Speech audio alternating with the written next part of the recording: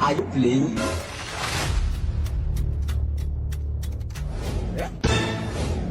Waje? Kama kawaida.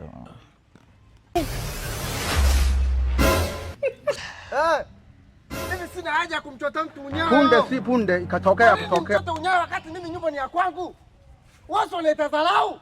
Wao wanakojoa eneo ambalo mimi nilimiliki. Chooni choo hiki sio choo. Sasa watu kama hawa isikufisha ndugu yako unaua. Watu kama hawa unakiri tu.